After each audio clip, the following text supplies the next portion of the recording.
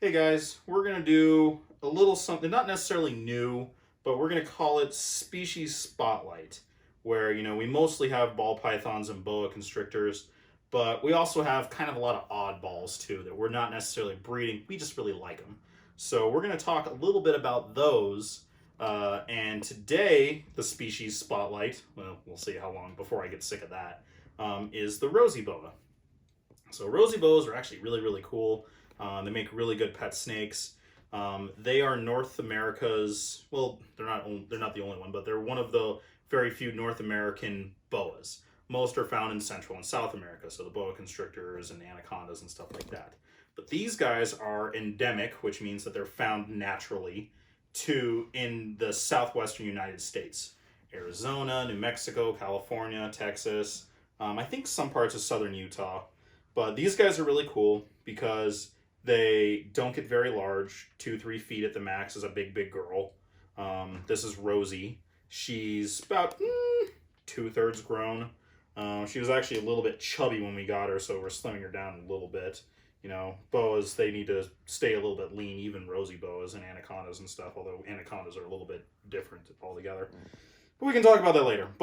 So Rosy boas are, found here in the United States. So they're endemic. They're a North American boid, so it is a constrictor, but they don't get very, very big, which means that they make great pets. You can easily keep them in a smaller terrarium or a tub, whatever you're going to keep them in.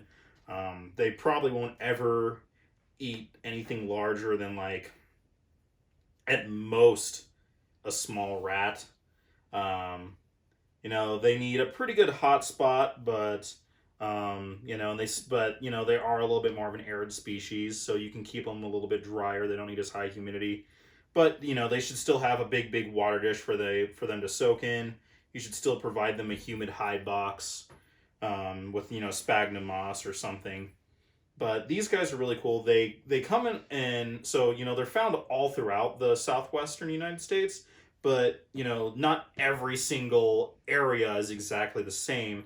And with that, their color and pattern changes a little bit depending on where they are.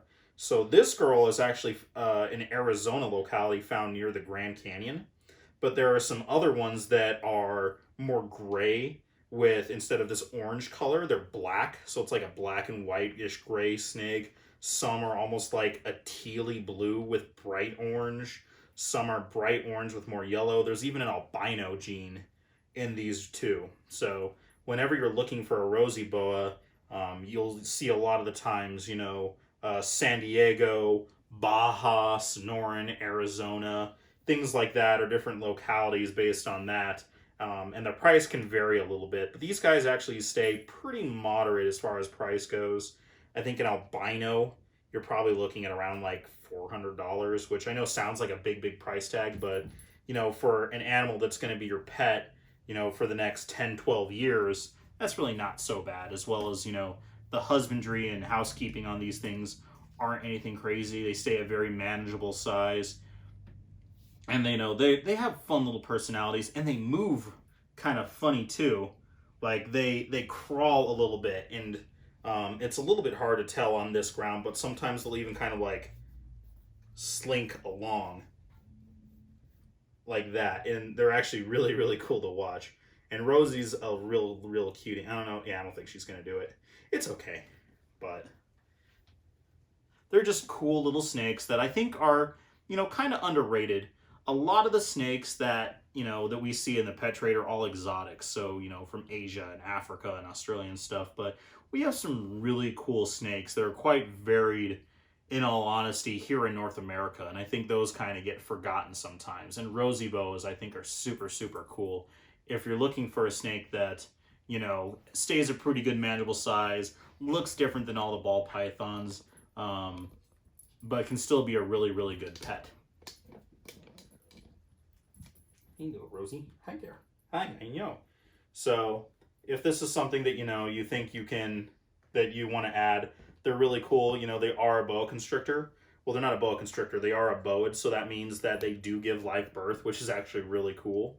So they don't lay eggs. They incubate inside the mother, and it's just really cool to see. Kind of rambling a little bit, I guess. We'll just wrap this up because I just kind of keep going on and on. It's getting really late here, guys. But I digress. Rosy Boas, cool North American constrictor. They make great pets. They stay small, it's a manageable size, and they're just a little bit interesting. Hope you guys enjoyed this video. Please like and subscribe.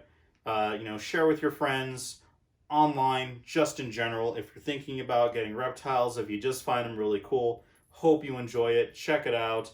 If you have any questions or comments, let me know down below.